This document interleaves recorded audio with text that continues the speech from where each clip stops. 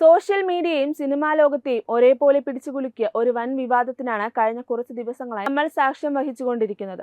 മലയാള സിനിമയിലെ ഒരു മുൻനിര നടനെ കേന്ദ്രീകരിച്ചുള്ള സ്ത്രീ വിഷയവും അതിന് പിന്നാലെ നടന്ന ലക്ഷങ്ങളുടെ സാമ്പത്തിക ഇടപാടുകളുമാണ് ഇപ്പോൾ ചർച്ചാ വിഷയം. എന്നാൽ ഈ വിവാദങ്ങളിലേക്ക് ഒട്ടും പ്രതീക്ഷിക്കാത്ത രീതിയിലാണ് പ്രശസ്ത ഗായകൻ ഹനാൻ ഷായുടെ പേര് വലിച്ചിഴക്കപ്പെട്ടത്.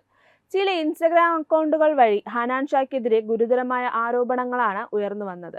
നടനെ ബ്ലാക്ക്മെയിൽ ചെയ്ത് പണം തട്ടാൻ ശ്രമിച്ചുവെന്നും ഈ വിഷയത്തിൽ ഹനാൻ ഒരു സുപ്രധാന ഇടനിലക്കാരനായി പ്രവർത്തിച്ചു എന്നതുമായിരുന്നു പ്രചരിച്ച വാർത്തകൾ. എന്നാൽ ഇപ്പോൾ ഈ വിഷയത്തിൽ കടുത്ത പ്രതികരണവുമായി തന്റെ ഭാഗം വ്യക്തമാക്കിക്കൊണ്ട് രംഗത്തെത്തിയിരിക്കുകയാണ് ഗായകൻ ഹനാൻ ഷാ. താൻ പൂർണ്ണമായും നിരപരാധിയാണെന്നും തന്നെ മനഃപൂർവ്വം കരിവാരിത്തേക്കാനുള്ള ശ്രമമാണ് നടക്കുന്നതെന്നും അദ്ദേഹം തുറന്നടിക്കുന്നു. യഥാർത്ഥത്തിൽ എന്താണ് ആ സിനിമാ സെറ്റിൽ സംഭവിച്ചത്? ഹനാൻ ഷാ തന്റെ ഔദ്യോഗിക വിശദീകരണത്തിൽ ആ കഥ വ്യക്തമായി പങ്കുവെക്കുന്നുണ്ട്. ഹനാനും ഈ പറയുന്ന പ്രമുഖ നടനും ഒരുമിച്ചൊരു സിനിമയിൽ അഭിനയിച്ചുകൊണ്ടിരുന്ന സമയത്താണ് സംഭവങ്ങളുടെ തുടക്കം.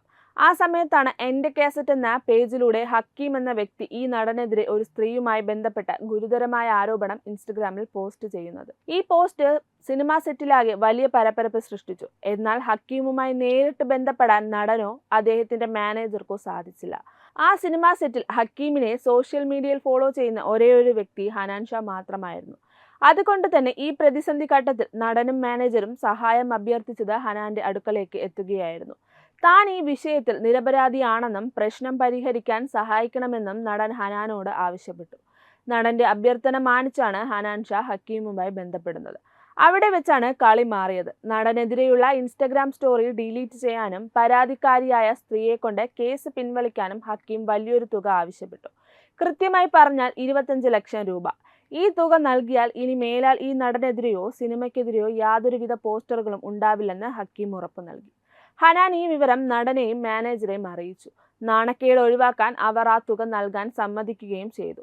ഇതിന്റെ അടിസ്ഥാനത്തിൽ 10 ലക്ഷം രൂപ നേരിട്ട് കൈമാറി. എന്നാൽ ബാക്കി വന്ന 15 ലക്ഷം രൂപ നേരിട്ട് എടപ്പാളിൽ എത്തിച്ചു നൽകാൻ നടന്റെ ഭാഗത്തുള്ളവർക്ക് സാധിക്കാത്ത സാഹചര്യം വന്നു. തുടർന്ന് ഹക്കീമിന്റെയും നടൻ മാനേജറുടെയും നിർദ്ദേശപ്രകാരമാണ് ഹനാൻ തന്റെ സുഹൃത്തായ എടപ്പാൾ സ്വദേശി സവാദിന്റെ ബാങ്ക് അക്കൗണ്ട് ഇതിനായി ഉപയോഗിക്കുന്നത്. ഈ ഒരു സാമ്പത്തിക ഇടപാട് വെറുമൊരു അക്കൗണ്ട് നൽകിയതല്ലാതെ തനിക്ക് ഇതിൽ പങ്കൊന്നുമില്ലെന്ന് ഹനാൻ വ്യക്തമാക്കുന്നു.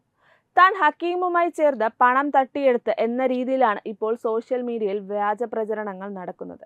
എന്നാൽ ഈ തുക തട്ടിയെടുക്കാൻ താൻ ശ്രമിച്ചുവെന്ന് ഇരയായ നടന് പോലും പരാതിയില്ലെന്ന് ഹനാൻ ചൂണ്ടിക്കാണിക്കുന്നു. ആ നടനുമായി താൻ ഇപ്പോഴും വളരെ നല്ല സൗഹൃദത്തിലാണ് മുന്നോട്ട് പോകുന്നത്. തന്നെ വ്യക്തിപരമായി തകർക്കാനും ക്രൂശിക്കാനും വേണ്ടി ചിലർ കെട്ടിച്ചമച്ച കഥകളാണിത്. ഈ വിവാദത്തിലേക്ക് ആ സിനിമയുടെ നിർമ്മാതാവായ ഷെരീഫ് ഇക്കയെയും തന്റെ സുഹൃത്തായ സവാദിനെയും അനാവശ്യമായി വലിച്ചിഴച്ചതിൽ ഹനാന് കടുത്ത അമർഷമുണ്ട്. തന്നെ സഹായിക്കാൻ മാത്രം വന്നവരെ ഇതിലേക്ക് വലിച്ചിട്ടത് ക്രൂരതയാണെന്നും അദ്ദേഹം പറയുന്നു. തനിക്കെതിരെ വ്യാജവും കൃത്രിമവുമായ കണ്ടന്റുകൾ നിർമ്മിച്ച വീഡിയോകൾ പോസ്റ്റ് ചെയ്ത ഇൻസ്റ്റഗ്രാം അക്കൗണ്ടുകൾക്കും വ്യക്തികൾക്കുമെതിരെ ശക്തമായ നിയമ നടപടികളുമായി മുന്നോട്ടു പോകാനാണ് ഹനാൻ ഷായുടെ തീരുമാനം.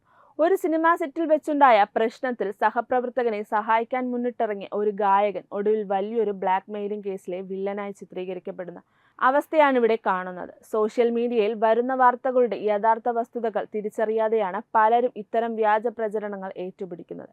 എന്നാൽ നിയമത്തിന്റെ വഴിയിലൂടെ തന്റെ നിരപരാധിത്വം തെളിയിക്കുമെന്ന് ഉറച്ച തീരുമാനത്തിലാണ് ഹനാൻ ഷാ. വരും ദിവസങ്ങളിൽ ഈ കേസിൽ കൂടുതൽ വിവരങ്ങൾ പുറത്തുവരുമെന്ന് നമുക്ക് പ്രതീക്ഷിക്കാം. ഈ വിഷയത്തെക്കുറിച്ച് നിങ്ങളുടെ അഭിപ്രായങ്ങൾ താഴെ കമന്റ് ചെയ്യുക. കൂടുതൽ സിനിമ സോഷ്യൽ മീഡിയ വാർത്തകൾക്കായി ചാനൽ സബ്സ്ക്രൈബ് ചെയ്യുക.